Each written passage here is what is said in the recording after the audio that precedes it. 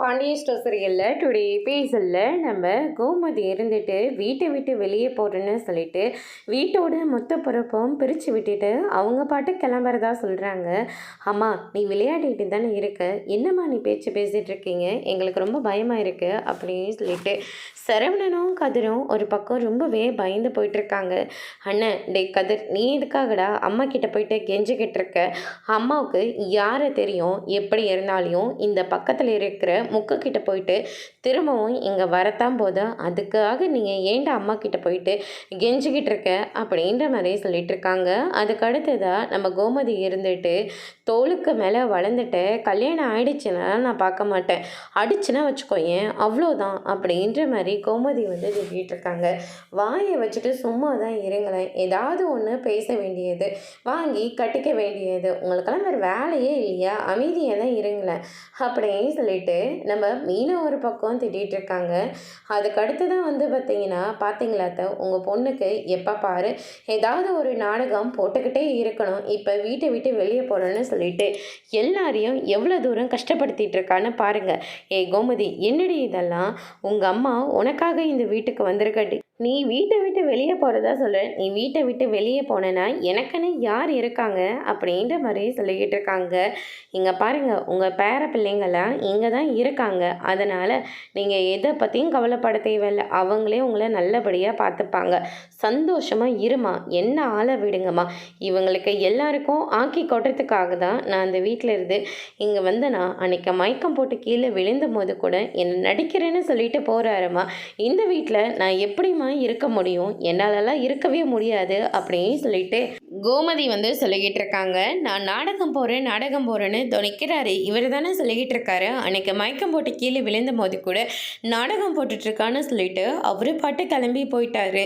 Tea கூட நான் நல்லா தான் எடுத்துகிட்டு வந்தேன், கால் ஸ்லிப் ஆகி கை மேலே கொட்டுக்கினது கூட நாடகம் போகிறேன்னு இவரை சொல்கிறாரு. நாடகம் போடுறவர் இந்த வீட்டில் இருக்க மாட்டா, இவர் மட்டும் இந்த வீட்டில் சந்தோஷமாக இருந்துட்டு போட்டுமே, நான் மட்டும் எப்போ பார்த்தாலையும் புருஷன் பிள்ளைங்கன்னு சொல்லிட்டு குடும்பத்தை பார்த்துக்கிட்டு நான் பாட்டுக்கு இருக்கணும், கேட்டால் நாடகம் போடுறவன்னு சொல்கிறது, எதுக்கு இதெல்லாம் எனக்கு அப்படின்ற மாதிரி சொல்லிட்டு அவங்க பாட்டு கிளம்பி போகிறாங்க. அம்மா தாயே, நீ உண்மையாக தான் உனக்கு அப்படி ஆயிடுச்சு, தெரியாத தனமாக அந்த மாதிரி வார்த்தையெல்லாம் நான் சொல்லிட்டேன், அதுக்காக எத்தனை தடவைனாலையும் நான் உங்ககிட்ட மன்னிப்பு கேட்டுக்கிறேன், முதல்ல அமைதியாக இரு அப்படின்ற மாதிரி சொல்லிக்கிட்டு இருக்காங்க. அதுக்கடுத்து தான் நீங்களாம் சொன்னால் நான் அமைதியாக ஏறணுமா, என்னாலலாம் இந்த வீட்டில் இருக்க முடியாது அப்படின்ற மாதிரி சொல்லிடுறாங்க. அதுக்கடுத்து தான் நம்ம சரவணன் இருந்துட்டு நான் போய் அம்மாவை கூட்டிகிட்டு வரேன் அப்படின்ற மாதிரி சொல்கிறாங்க. அண்ணன் இல்லைண்ணே, நீ போய் எதுக்காக அம்மாவை கூட்டிகிட்டு வரணும், அம்மா இவர் பேசலன்றதுக்காக தானே இவ்வளோ தூரம் கோவமானாங்க, அதனால் எல்லாத்துக்கும் காரணம் இவர் தான், அதனால் இவரை போகட்டுமே அப்படின்ற மாதிரி சொல்லிக்கிட்டு இருக்காங்க.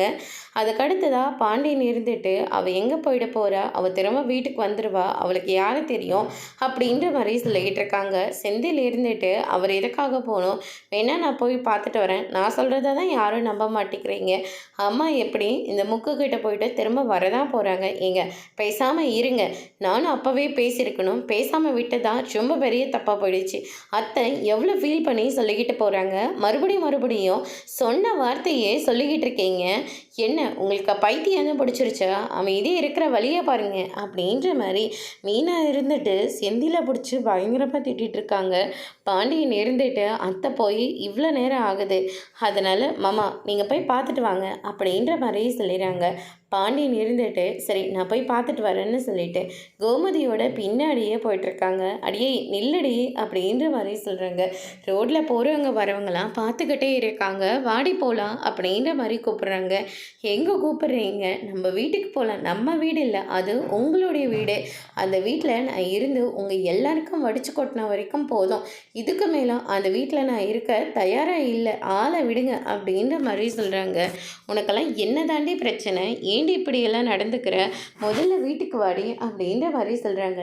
என்னாலலாம் வர முடியாது அப்படின்னு சொல்லிட்டு கோமதி நடந்துக்கிட்டே இருக்காங்க. கொஞ்சம் கேப் விட்டாலும் இவள் அவ்வளோ தொலைவு போயிடுறா, ஓடக்கூட முடிய மாட்டேங்குது, வயசான காலத்தில் ஓட வேற வைக்கிறாளே அப்படின்னு சொல்லிட்டு ரொம்பவே கோவப்படுறாரு. அதுக்கு அடுத்ததாக வந்து பார்த்தீங்கன்னா இந்த சைடு நம்ம செந்தில் இருந்துட்டு மீனா கிட்ட போயிட்டு அம்மாவுக்கு நீ எதை ஐடியா கொடுத்தியா அப்படின்னு சொல்லிட்டு கேட்கவும், இந்த மாதிரி ஐடியாலாம் நீ தாண்டி கொடுப்ப, அதனால அதனால தாண்டி கேட்குறேன் அப்படின்ற மாதிரி சொல்லிடுறாங்க. மீனா இதை கேட்டு ரொம்பவே கோவப்படுறாங்க. எனக்கு இதுதான் வேலையா? எனக்கு வேறு வேலையே இல்லையா? ஐடியா கொடுக்குறது தான் ஒரு வேலையை நான் வச்சுருக்கேனா அப்படின்னு சொல்லிட்டு ரொம்பவே கோவப்படுறாங்க. அதுக்கு அடுத்து தான் வந்து பார்த்தீங்கன்னா, சரவணன் வந்து காஃபி கேட்குறாங்க. டிகாஷன் எங்கே இருக்குது, சர்க்கரை எங்கே இருக்குன்னு சொல்லிட்டு அரசி வந்து கேள்வி கேட்கும். நானே வந்து போட்டுக்கிறேன் அப்படின்னு சொல்லிட்டு அரசியே போய் போகிறேன்னு சொல்லிட்டு போகிறாங்க.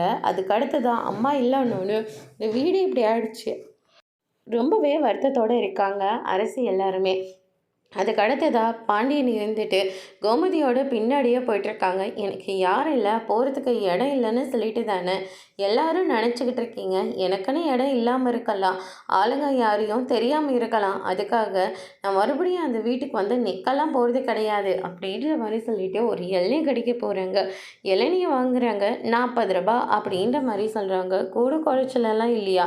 அதெல்லாம் எதுவும் இல்லைன்னு 50 ரூபாயா கொடுத்துட்டு போங்க அப்படின்ற மாதிரி சொல்கிறாங்க.